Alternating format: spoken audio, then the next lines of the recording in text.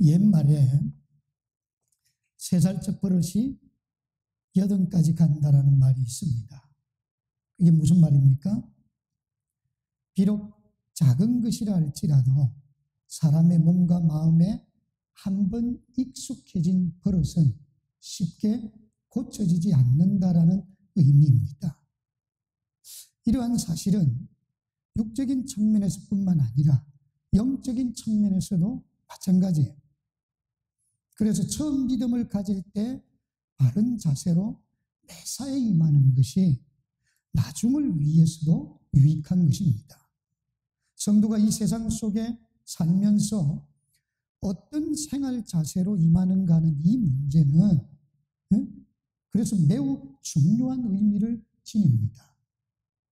그리고 이것은 성도 개인적인 문제를 넘어서서 가정이나 사회 그리고 더 나아가서는 하나님의 나라가 확장되어진다는 의미에서 대단히 중요한 부분이라고 할 수 있습니다.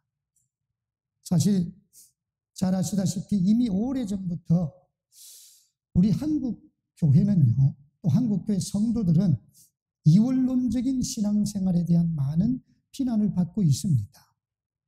세계 어떤 나라의 신앙인들보다도 교회 와서는 열심히 있고 뜨거운 신앙생활을 하지만 삶의 처소에 들어가서는 본이 되지 못하는 그런 삶의 모습 때문에 늘 믿지 않는 사람들에게 손가락질을 당하고 부끄러움을 겪을 때가 참으로 많이 있어 왔고 지금도 여전히 있습니다. 그래서 지금은 바깥에 나가서 복음을 전하기가 낯뜨거울 정도로 기독교는 인정을 받지 못하고 있는 실상이에요. 여러분, 교회가 사회로부터 이렇게 지탄을 받고 인정을 받지 못하는 것은 무엇 때문입니까? 그것은 신앙과 삶이 분리되어져 있기 때문이에요. 우리의 신앙과 삶이 분리되어져 있다는 거예요. 다시 말해서 하나님을 믿는다라고 말을 하는 것만큼 삶이 뒤따르지 못하고 있다는 거예요. 성도는 하나님을 열심히 믿는 것만큼 삶이 일치가 되어져야 합니다. 믿습니까? 믿습니까? 그래서 이 시간에는 본문 말씀을 통해서 하나님의 은혜로 구원받은 성도들이 이 세상에 살면서 어떤 삶을 지향해야 하는지 여기에 대해서 말씀을 생각하고자 합니다. 이 시간 주어지는 말씀을 통해서 깨달음을 얻고 순종하여서 더 복된 자리에 더 하나님을 기쁘시게 하는 자리에 세워질 수 있기를 주의 이름으로 간절히 축원합니다. 이 시대에 성도가 지향해야 할 삶은 어떤 삶이냐? 3가지로 얘기합니다.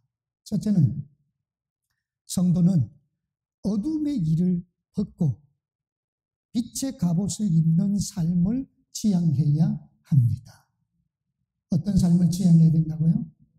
어둠의 일을 벗고 빛의 갑옷을 입는 삶을 지향해야 돼요. 서양 벽언에 보면은 정직이 최대의 정책이다라는 말이 있습니다. 무슨 말입니까? 사람이 정직하게 모든 것을 운영하고 경영해 가면은 그것이 최고의 결과를 낳게 되어진다라는 그런 말입니다. 사실 우리가 살고 있는 이 사회가 정직한 사회라면은 얼마나 살기 좋은 사회가 되겠습니까? 사실 우리가 이 지구촌에 보면은 가난한 나라들을 보면은요, 거의 대부분이 정직하지 못한 나라들이에요. 정부가 굉장히 부패되어져 있어요. 사회가 부패되어져 있어요. 가난한 나라들은 대체적으로 다 그래요. 얼마나 부패되어져 있는지 몰라요. 여러분, 우리가 살고 있는 이 사회, 이 나라가 정직한 사회가 되어지고 정직한 나라가 된다면 얼마나 살기가 좋은 사회가 되겠습니까? 그런데 우리가 살고 있는 이 세상은 정직보다는 오히려 거짓이 더 활개치는 그런 세상이 되어졌어요. 정치, 경제, 문화는 물론이고 심지어는 교육뿐만 아니라 하나님을 믿는다고 하는 교회나 노예나 총에 이르기까지 부정직한 수단들이 동원이 되어지고 있어요. 정직하고 깨끗해야 하는 교회에도 이런 부끄러운 일들이 비비자에게 많이 일어나고 있다는 거예요.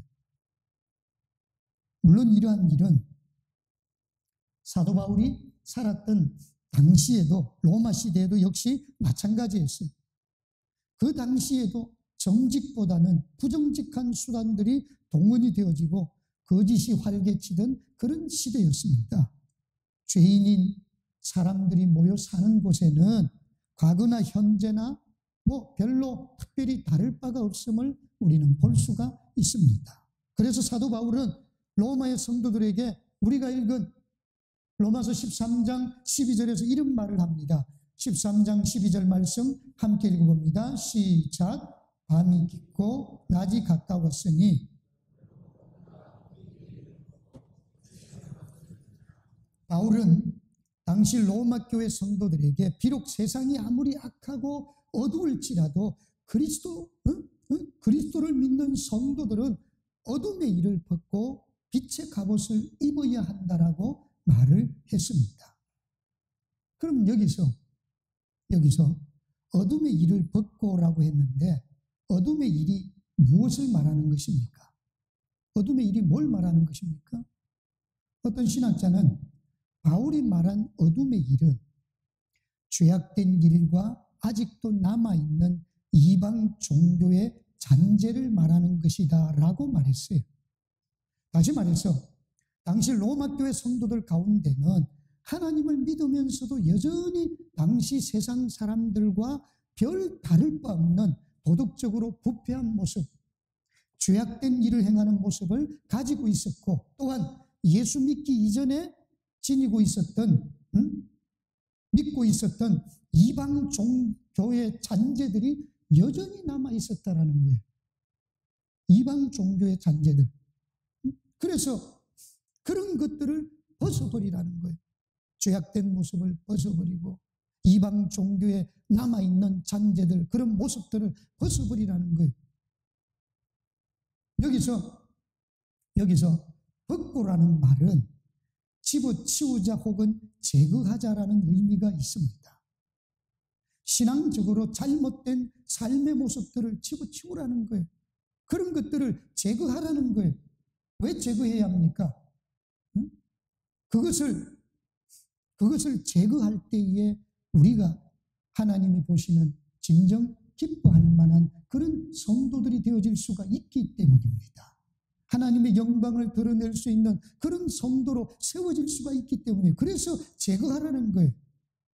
그러면서 바울은 이어서 무엇을 말합니까? 빛의 갑옷을 입자라고 말해요. 여기 빛의 갑옷을 입자라는 말은 두 가지로 생각할 수 있어요. 하나는 선한 행실을 가지라는 것으로 생각할 수 있고 선한 행실을 가지라는 것으로 생각할 수 있어요. 마태복음 5장에 보면은 예수님께서 빛과 소금의 비유 말씀에서 빛을 비추라고 했을 때에 그 빛은 성도들의 착한 행실이다라고 말씀을 했어요. 그래서 빛의 갑옷을 입자라는 것은 항상 선한 행실을 행하자라는 거예요. 선한 행실을 행하자라는 것. 두 번째로 빛의 갑옷을 입자라는 말은 빛으로 무장하여서 악의 어두운 세력이 틈타지 못하도록 하자라는 그런 말씀이에요. 그럼 이때 빛은 뭘 상징하느냐? 여기 빛은 하나님 말씀을 의미합니다. 시편 119편 105절 말씀에 보면은 이런 말씀이 나와요. 주의 말씀은 내 발의 등이요 내 길의 빛이니이다. 이런 말씀이 나와요. 하나님의 말씀은 빛입니다. 아멘. 성도는 이 말씀의 빛으로 무장해야 돼요. 왜 말씀의 빛으로 무장해야 합니까? 말씀의 빛으로 무장해야 어둠의 일이 무엇인지를 알 수가 있기 때문이에요. 빛으로 무장해야, 말씀의 빛으로 무장해야 어둠에 미혹당하지 않고 그리고 빛된 삶을 살아갈 수가 있기 때문입니다. 믿습니까? 그런 의미에서 혹 여러분들 가운데 아직도 어둠의 일에서 벗어나지 못하고 있는 분들 계시지 않습니까? 예수 믿기 이전에 그런 행실과 죄악된 모습들, 덕스럽지 못한 모습들 갖고 있지는 않습니까? 통계적으로 보면요, 예수 믿는 사람들 가운데서도 점을 본다든지 사주를 본다든지 또는 이사 가면서 나를 받는다든지 이런 분들이 있다라는 거예요. 20% 정도 있대요. 놀라운 일이에요. 어떻게 예수 믿으면서 점을 보고 사주를 보고 그리고 이사 가면서 날도 받습니까? 결혼하면서 날도 받는 그리스도인들이 있어요. 어떻게 그렇게 합니까?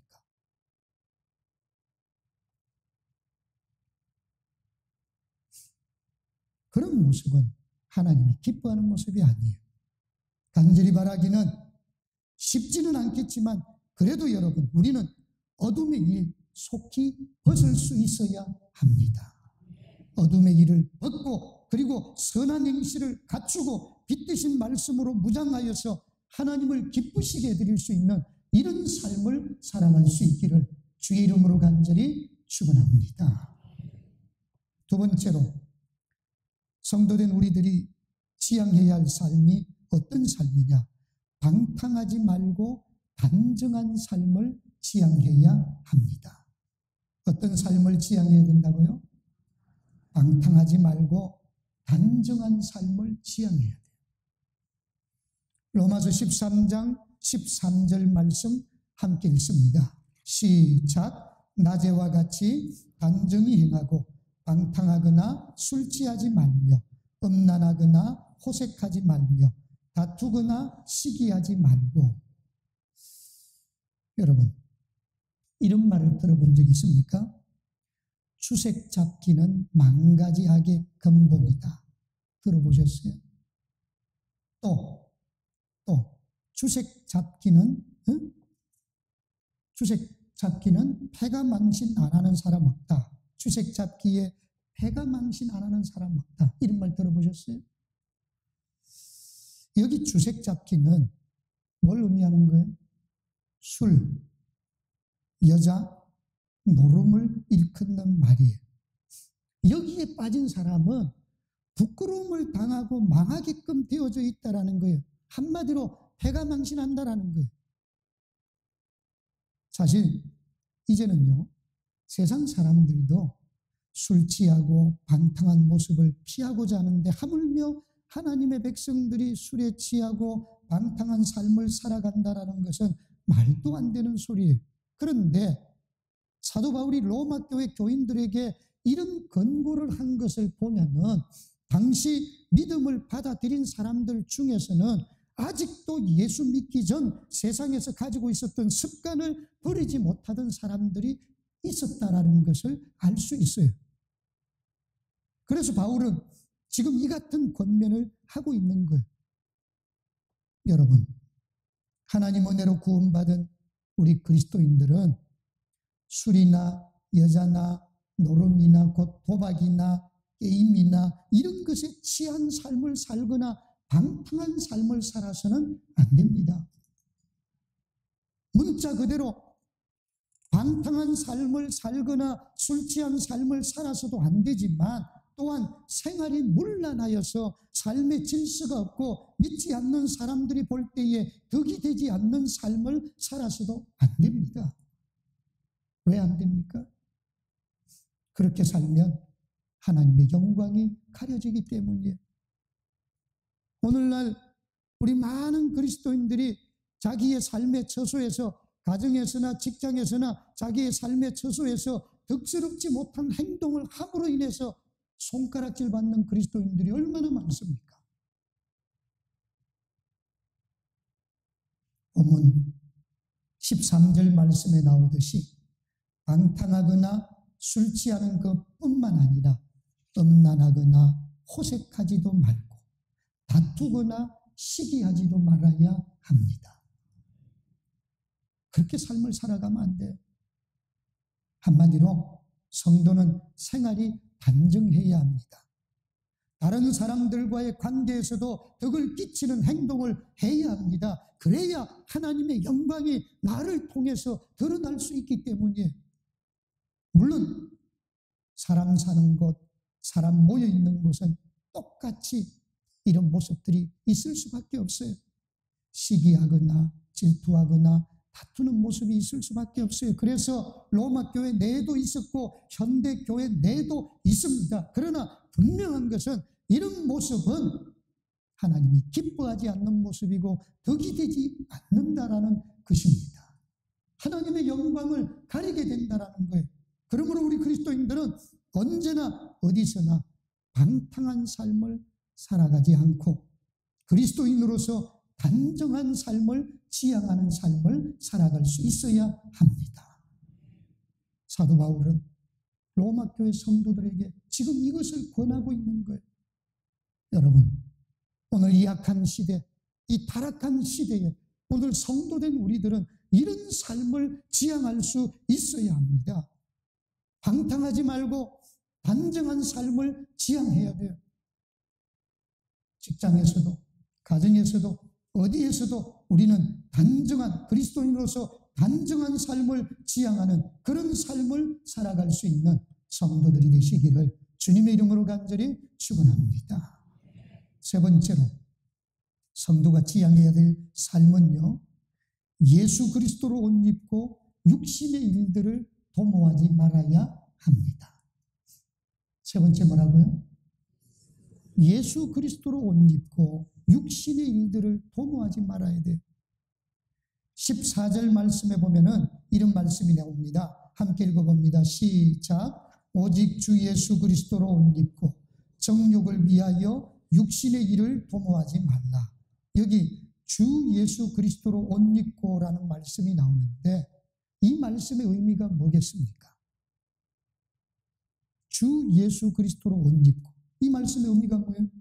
예수 그리스도로 옷 입는다라는 이 말씀은 오직 예수님을 생각하고 예수님을 바라보고 예수님만을 의지하고 예수님의 뜻대로 삶을 살아가는 것을 말합니다. 그것이 예수 그리스도로 옷 입는 거예요. 성도는 이런 삶을 살아가야 합니다. 그래야 진정한 예수 닮은 그리스도인이 되어지기 때문이에요.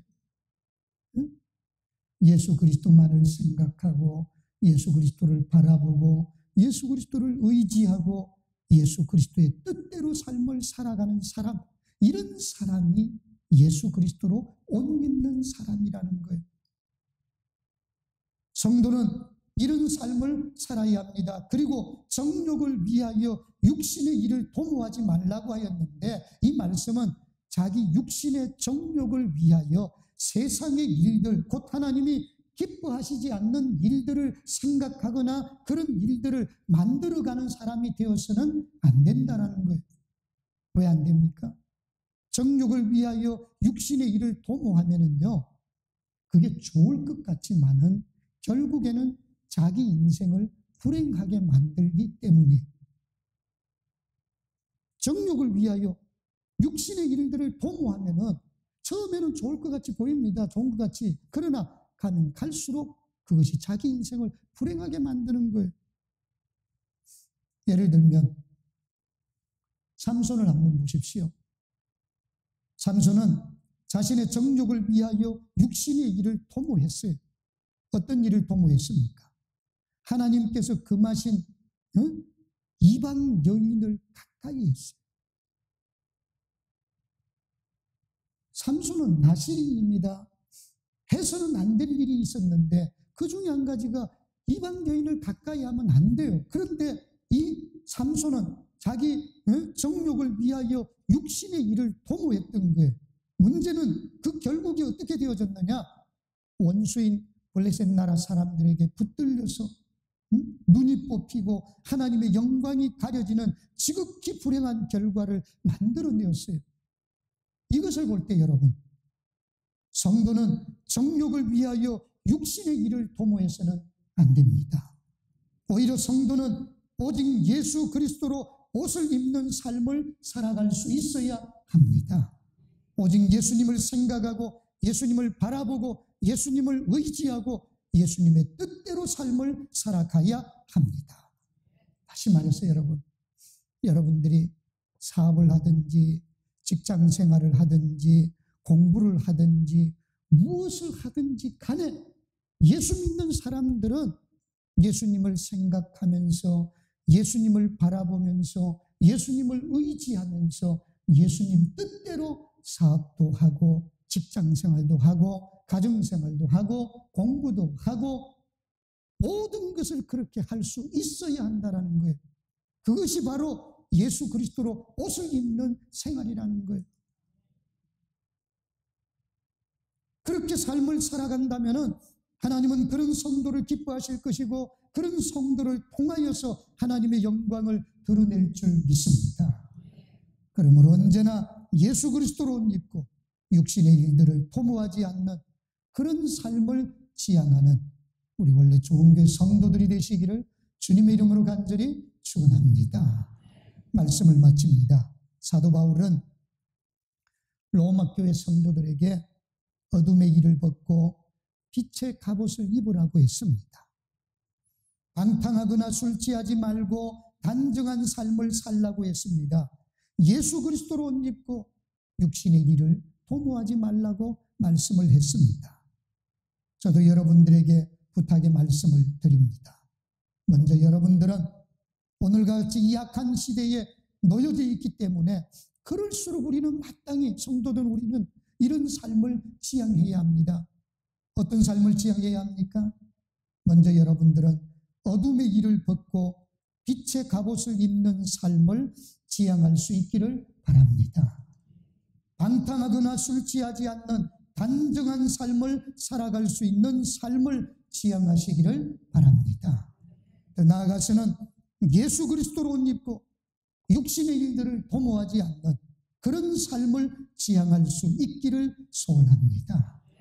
저나 여러분들은 이런 삶을 지향함으로 이 시대에 하나님의 영광을 드러내고 하나님을 기쁘시게 해드릴 수 있는 그런 믿음의 건속들이 되어질 수 있기를 주님의 이름으로 간절히 축원합니다. 기도하겠습니다.